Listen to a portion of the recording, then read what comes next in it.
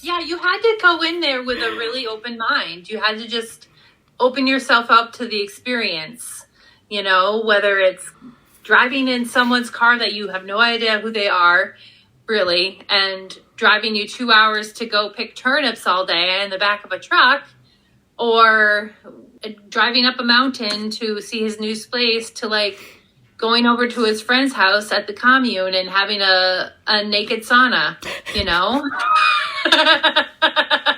You just had to sort of like get out of your comfort zone if that was beyond your comfort zone, and just try to experience it all to get the most out of it.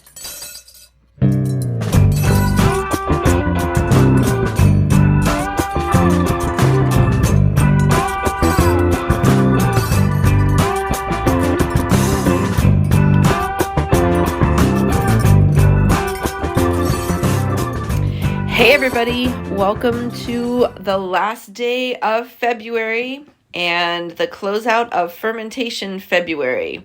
It's not really the last time I'll talk about fermentation on this podcast, because I have been thinking even more about fermentation and getting a lot more ideas for it. And actually I have an interview with a dermatologist tomorrow to talk about fermentation and skin health, so you have that to look forward to. But this week, we're going to hear from a few folks who were at the Sandor Katz fermentation workshop with me back in 2013. I was trying to coordinate a big Zoom call, but that was not possible with all the schedules, and there will likely be more episodes on the topic as I continue to connect with other people from that workshop. As I mentioned in a previous episode, I applied for and was accepted into Sandor's workshop, or Fermentation Camp, as Holly calls it. I did a work share, so it was a little less expensive because I didn't have a lot of money at the time, along with a couple other folks that came. We showed up a day early to help clean up and set up the space, and then stayed late to clean up the space afterwards and put it to bed. So I drove to Tennessee by myself from Pittsburgh, and I camped out with 13 other people from around North America who were interested in fermentation and learning from Sandor Katz, the master. It was 28 degrees at night and 70-something in the day. And we had the option of tent camping or renting one of the small wooden sheds that they had equipped with beds out on the farm. The sky was so full of stars. It was unbelievable. I mean, I knew it was going to be dark skies, but it was just incredible. Megan and Sean Carpenter, owners of Hex Ferments in Baltimore, they were there early too, doing a work share. They had taken the workshop before, but they were there for a refresher course right before they opened their shop. So they were sleeping in their Subaru. The space we were using for our workshop was in the basement of an old farmhouse in the mountains of Tennessee. The bathroom was a challenge in that the toilet didn't flush, but there was at least a little bit of privacy and running water. And there was a distillery in the farmhouse, but we never went there. The old farm had an orchard, and there were pear trees. And I remember the first day that we gathered some of the pears and put them in a crock with some water and covered it and just watched it ferment all week. It was really fun to see that and, go by and check it every once in a while. And we did bottle it before we left. I can't remember if I brought any home or not. Megan made us sourdough bread every day. She would set it up the night before while everybody was in the kitchen. We were boiling water to put into bottles and snuggle in with our sleeping bags as like hot water bottles. It was great. Did I mention how cold it was? It was like 28 degrees. It was bonkers. Megan also introduced us to savory sourdough pancakes, where she'd put all the leftover meat and vegetables and kraut from dinner. And yeah, we had kraut with every meal and other fermented foods. But you'd put all the leftovers from dinner in the batter and cook them up as these savory pancakes, and they were really gooey and delicious. One of the days we took a trip to see the Barefoot farmer, and he's pretty well known in Tennessee. This is where I first heard about the mycelium communication network that he said would bring nutrients from one field to another. He said that the fields would relay their needs through the mycelium network, and then the network would send nutrients from other fields that had an abundance of what it needed to that field. It was really interesting. Anyway, we spent the entire day there learning about this network and about farming, and we picked a literal truckload of food from the farm. There were so many fields and so many vegetables, and we felt like Sandor's crew. It was pretty cool. We picked radishes and turnips and cabbages and more radishes, lots of different kinds of radishes, until we had the truck bed full of vegetables. And then we drove home on these narrow, twisty country roads. And then the next day, we spent the whole day washing vegetables, chopping vegetables, salting and massaging the vegetables. And so there was a washing station with 3 people, and we'd take turns bringing in more of the vegetables and putting them at the stations. And then there were 3 chopping stations with 2 or 3 people each. And 1 or 2 people would be chopping and cutting, and 1 person would be salting and mixing. And we packed kraut into food-grade buckets.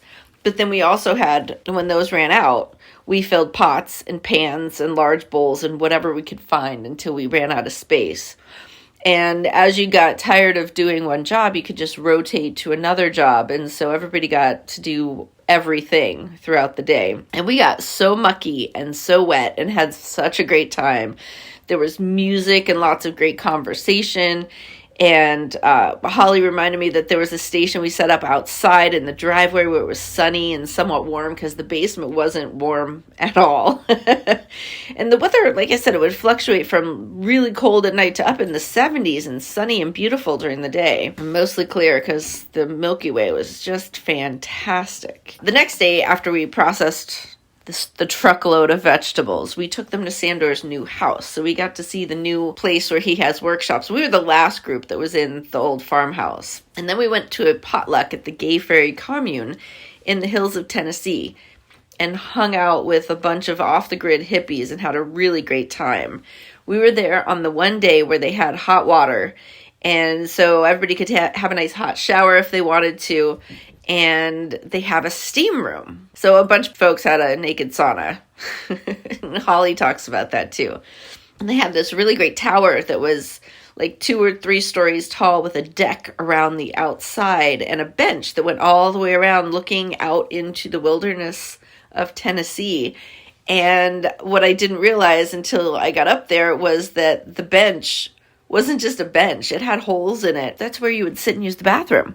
And it was a giant composting toilet. It was really fantastic. On the last day of our workshop, we had a lesson on making miso. Miso it's made from beans and koji culture, and it takes time to make a really good one, like years. So we knew we weren't going to be able to taste it, but we really wanted to learn how to make it. So we go through the whole process of prepping the beans and adding the culture and all of that, and then take turns, you have to really pound the beans into a paste by hand. And then we put it in a crock and put a plate on top of that and put a cloth on top of the crock and secured it with a rubber band, and of course labeled it. That's one really important thing I learned. No matter how much you think you're going to remember what's in your fridge or in your crock or in your canning cupboard, don't trust yourself. Just label it. Label it with a date, because you'll be like, oh, that's, I'm going to eat that this year, but you don't know. You just trust me, just label it. So that was one of the things I learned from this workshop. So Sandor goes to put the crock under the stairs because that's where you want to keep it, in a cool, dark place for years to let it do its thing. So we hear him under the stairs and he's like, oh my God. And we were like, what? What's wrong? Did you find a body or something? And he comes out with another crock and he's so excited. And he's like, look what I found. It was a crock of miso and it was labeled from 2011, which was 2 years prior. And it's all dusty and dirty, but nothing has gotten into it. So everything is still intact, the cloth, whatever. So no mice got into it.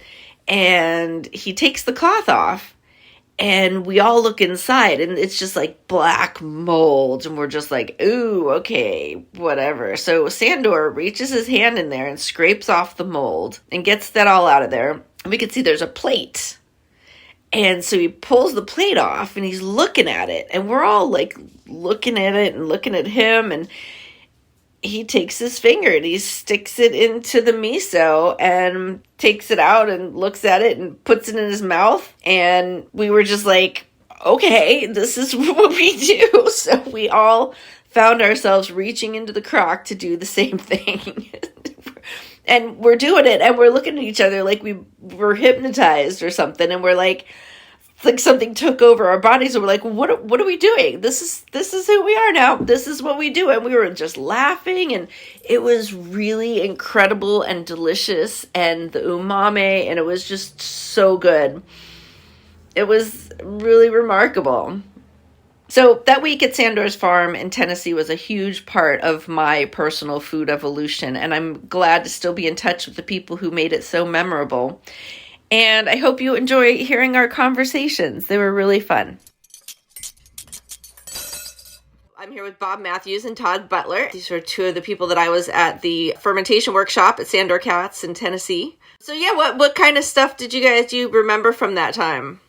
Well, that's where I met Bob, and we just, and then when we went to pick when we were slave laborers and we went up for Sandor to pick out of that garden, Bob and I rode up in, because we were the two oldest people there, and I guess that's why we connected, and we rode in his pearl white Chevy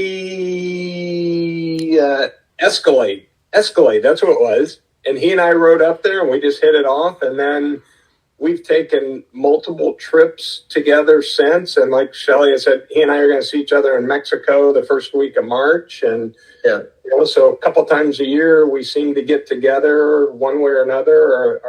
And I haven't driven to Florida in a while, but a few years ago, I drove down there with our middle child, and we stopped at Bob's, and he prepared a wonderful meal for us and updated me on his house and his travels, and usually I have to ask him when I call him, where are you at now?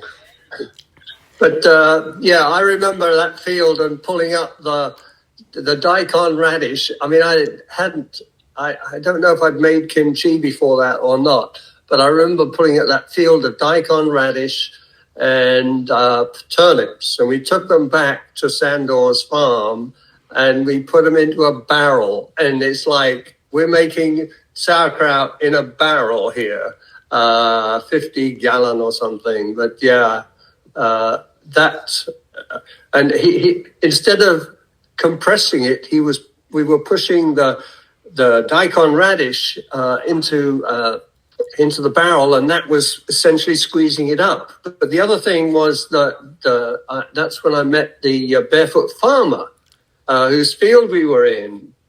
Bob, what was your experience before going to Sandor's workshop? Well, I don't know, in the early 2000s, I'd started making sauerkraut, just for a health thing. I read an article about it, and I thought, well, yeah, my grandmother used to make that, and she always used red cabbage. Not necessarily, I don't know whether it was all, but it was always pink. So ever since then, I have always I make it in a batch of about five large cabbages. I'll use one or two red. And so my sauerkraut is always pink. But so I've been making sauerkraut, and I was really interested in learning more. And Sandor comes up with, and he knows all the chemistry, and it just blew me away. It's like, how do you remember all those names? There was, I don't even pretend to try to remember the names, So it was a really good experience, and I got the yogurt, which we still eat every day. We're at home. It's our last meal of the day, yogurt and fruit, and just a really good experience. It was nice when we met up. Todd and I met up with him last year. That was really nice. And what about you, Todd? What was your experience before Sandor's workshop? I actually had done nothing, but my doctor, because I had issues with candida, that's one thing that he had suggested. And then there were some locals that I went to a workshop they had. And then I think through my doctor, actually through them, they had told me about Sandor, and they had read his book or something. And then I started looking into that, found out he had a workshop. And I was like, well, heck, why don't I go to his workshop? So decided to, go to the workshop, and there I showed up, and just an interesting group of people and from different walks of life. And from that day on, I, been making, I'm in the thousands of ball jars that I've made over the last, what was that? 2013. Was that 13 we were there? Yeah. Mm-hmm. Yeah. I mean, I do a lot of dehydrating. I make my own jerky. Like I said, I make my own meals. probably almost any meat that you can think of, I have actually dehydrated, including eggs, fish, Wow. beef, pork. I even dehydrate my yogurt, and I dehydrate strawberries that I grow in my garden. So when I travel, again, when I go to Mexico at night, that's what I'll do, Bob. I'll have just a teaspoon of that dehydrated yogurt with a teaspoon of my dehydrated strawberries. And, now I've actually got a little bit of a meal, and I've got the probiotics. Over the years, I've just tried to streamline processes, and that's a great example is kombucha. There's just too many steps, and it takes too long to make kombucha. Right. And coconut water kefir is so easy, like Bob does the water kefir. But even coconut water, you add the benefit of the coconut water that I buy organically, and you get the probiotics, and then I add fruit to it. And, just 8 ounces of that, and it's amazing what it does for your plumbing system. So it's easy, it's simple. Whether I mix it in a week or I go 3 weeks, it doesn't matter because it doesn't die. It just sits on my counter waiting for me to do something with it. And then if I'm going to be gone for a week or two, I can put it to bed in the refrigerator and then revive it when I get home. So it's simple. And even the fermentations, that's why I'll do 16 to 24 quarts at a time. I mean, I literally have this massive bowl that I mix it up because I only want to do it. I only want to do each batch once a year. And then probably like Bob's found out, I've got batches I've pulled out that I forgot about that were 3 years old, and those darn vegetables are still crunchy. Nice. And they're still good. And that's great. I told Bob this, he may not remember, but I met somebody who works in a lab, and I actually had 2 of my batches tested. Neat. And 1 tablespoon of my fermentations, and probably similar to Bob's, has 1 trillion lactobacilli. Best pill that you could buy is man-made pill is 2 to 4 billion. Mine's 1 trillion. Wow. Yeah. So that's what I said. And then that's neat. I've got the recipes down. I've got the process down. I was very fortunate that a guy that had started a restaurant, after a year, he went out of business. And so he was selling his equipment, and he was selling a Roku food processor, which brand new is like $1,600, but I got it for $400. It'll last me the rest of my life, but it's just a continuous feed. So, I mean, it cut my fermentation process in half. So literally from start to finish, I can make 20 quarts in 3 hours. And so I do that 11 times a year, and then I'm done.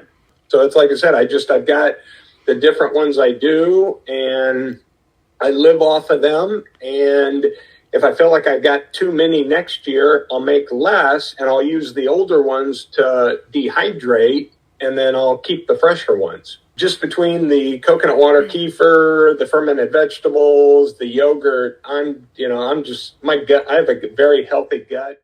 Yeah, it's funny. I got into sauerkraut I just read this article, but one of the, I think I might have mentioned, I hadn't really thought about my knees, okay? But I would always take it easy going up the stairs at the office, just one flight. And after I'd been eating sauerkraut for a couple of months, I was running up the stairs and realizing that I didn't have any knee issues. And basically, I don't have any knee issues since. And so I think the gut, improvement to the gut is such that it helps the whole body. And that's where fermented foods in general. So, I've got into, again, kombucha, like Todd says. I find that too much trouble, so I use water kefir, and I just flavor it after I've brewed it, and that's worked very well. And I have 4 or 5 liters in the fridge now. But the one thing, going back to the freeze dryer, is that I have been freezing a lot of food for years, and it's really reducing the and I've been concerned about power cuts, and so it's reducing the amount of frozen food. And I'm trying to eat all the existing older frozen food that I've got. I mean, I still freeze some, but I've got 3 fridge freezers and a commercial freezer. Wow. So and a while there they were all full. So. It was great seeing you, Todd. It was great seeing you, Bob. Thank you guys so much for your time. I really appreciate it, and I'm glad we're still in touch. All right, we'll keep in touch. See you guys. We'll talk to you soon. Bye. All right, goodbye all. My name is Holly Klump, and I live here in southern New Hampshire. What else do you want to know? We went to fermentation camp together. We went to fermentation camp together. How many years ago was that? It was 9? 2013. Wow. Well, 11 and a half, because it was in October, so. Oh my God. Okay. Wow, that was so long ago. That's wild. Yeah. Huh. Okay. I'm just trying to process that information right now. How was that 11 years ago, and how was that not 20 years ago at the same time? It's strange. Oh, that's true. Yeah. It does feel that way. Yeah, what we're talking about is Sandor Katz fermentation workshop in the musty, moldy old barn. Yeah. No, it wasn't a barn. It was the basement of the farmhouse, right? Yeah. Yeah. Yes. We never went into the actual farmhouse. We were just allowed in that other cold room with the toilet that didn't flush very well. Oh my God, I forgot about that. Yeah, I was like, at least we had indoor plumbing. Sort of. Yeah. I knew it would be an adventure, and I was so excited for it. And most of us came alone. Yeah. So where were you in your fermentation or in your, I guess, generally food evolution at that time? Gosh. I had done a little bit of fermenting. I think I had done yogurt. I think. But it was fairly early.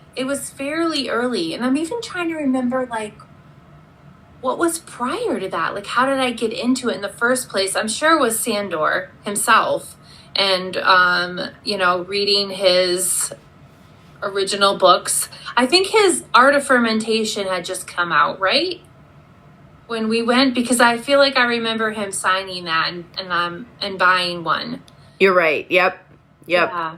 At the time, Boston had a fermentation festival, and I'd gone to that time or two.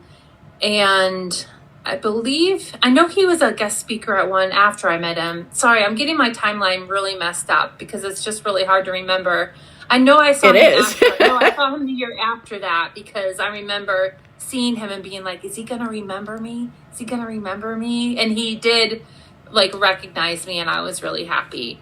So I think I just started getting interested in the topic and was looking to learn more. And, he was kind of the main guy who was discussing fermentation at the time. You really there weren't a lot of other people writing books. Now there's 1 million books by 1 million authors. So I was like, well, this sounds fun and interesting. I could do an adventure. And I was used to kind of doing weird stuff with random groups of people just from my background. So I just thought it'd be a really fun way to learn. And so I just signed up and bought myself a plane ticket and went.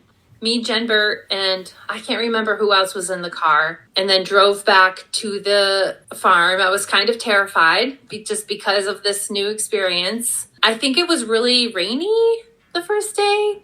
I remember walking next door. There was a barn that sold it was wasn't it a distillery or something? Mm-hmm.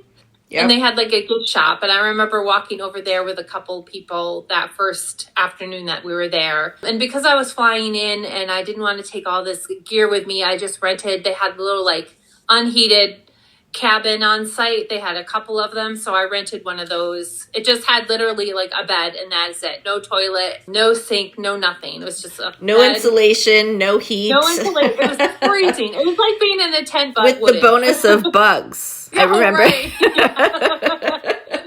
And it had sheets on the bed or whatever. So I stayed in one of those a little bit away from the main house. And I remember if I had to go to the bathroom, I had to trudge to the, anything more than just peeing outside. I had to trudge to the basement and hope that toilet flushed. Oh, yeah. Yeah, that was cool. But it was very much the experience that I expected in a lot of ways.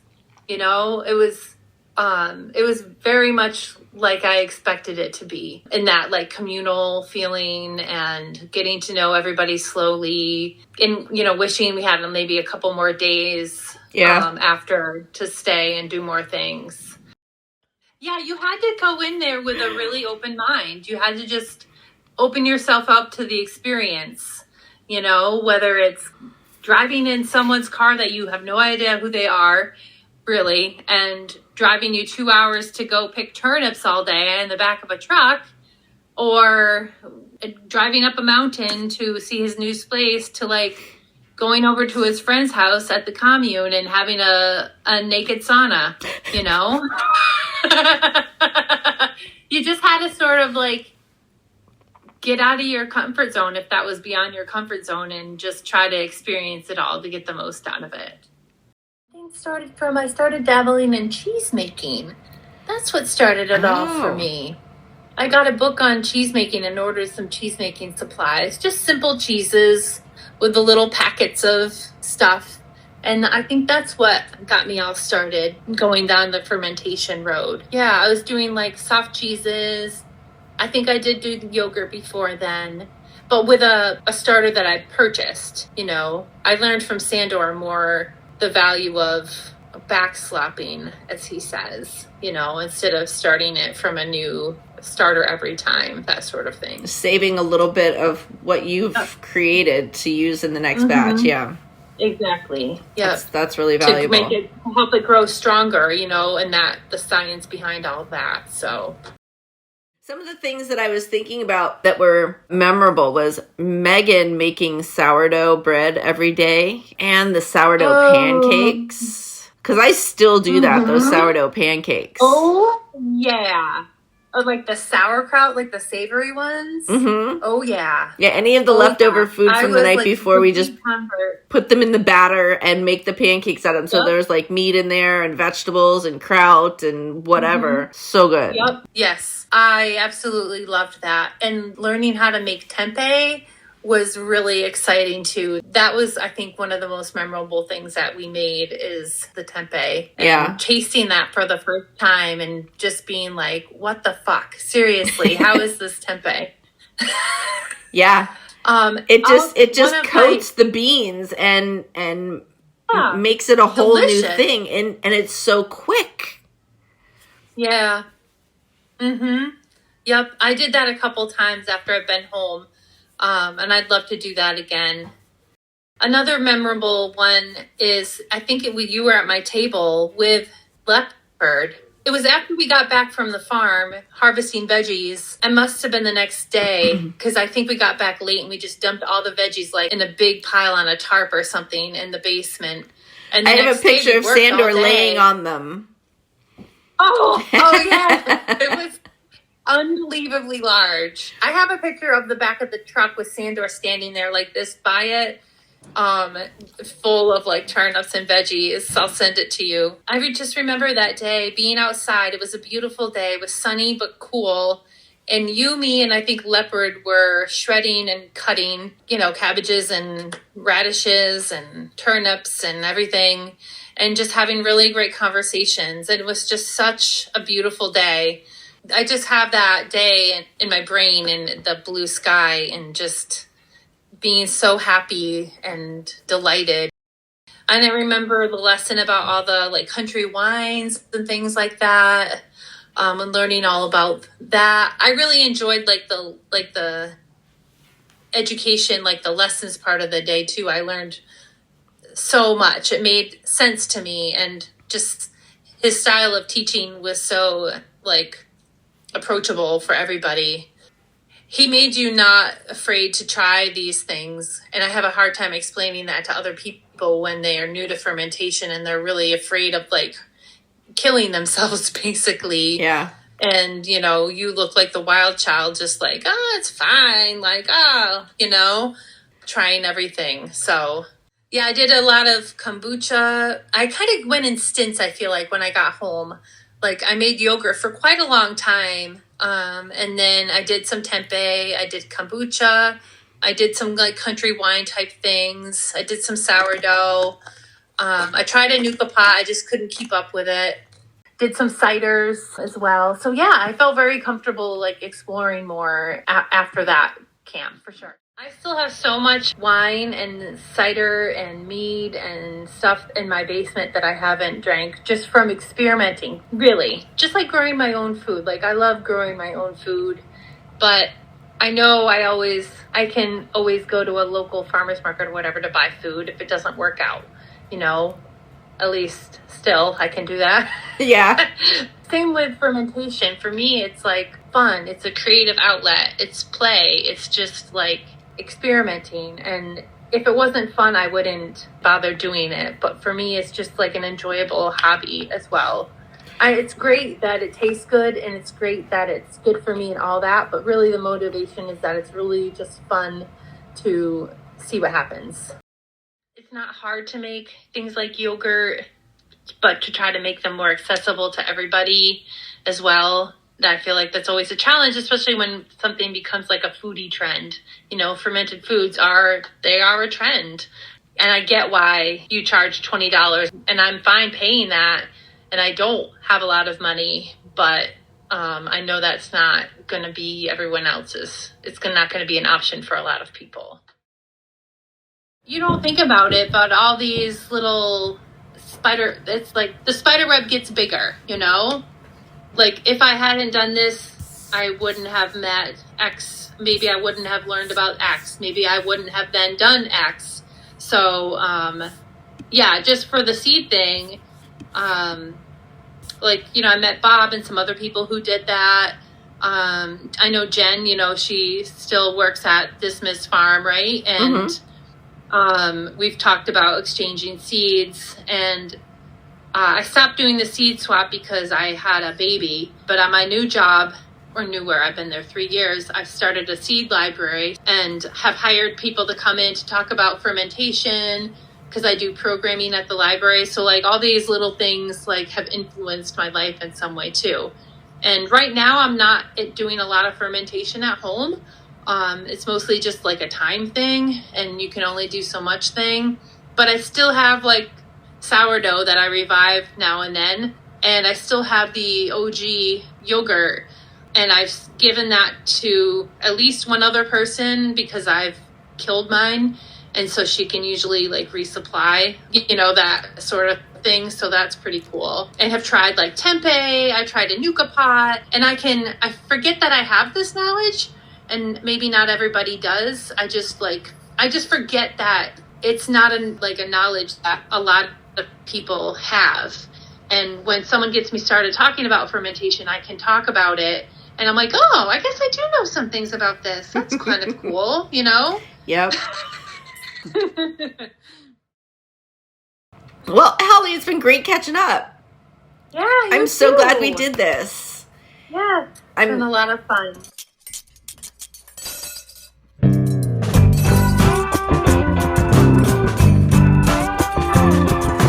Everyone knows that food is cool. No secret. Eat that food with a bowl and spoon. Like that spoon. Everyone knows that food is cool. No secret. Eat that food with a bowl and spoon. Like that spoon. With Bowl and Spoon is written, produced and hosted by Shelley Danko Day. Original theme song was written and performed by Paul LeBreeze and friends. You can listen to With Bowl and Spoon wherever you get your podcasts. Don't forget to subscribe, like, review and share. Follow us and send us questions or messages on Facebook and Instagram at With Bowl and Spoon. Thanks for listening.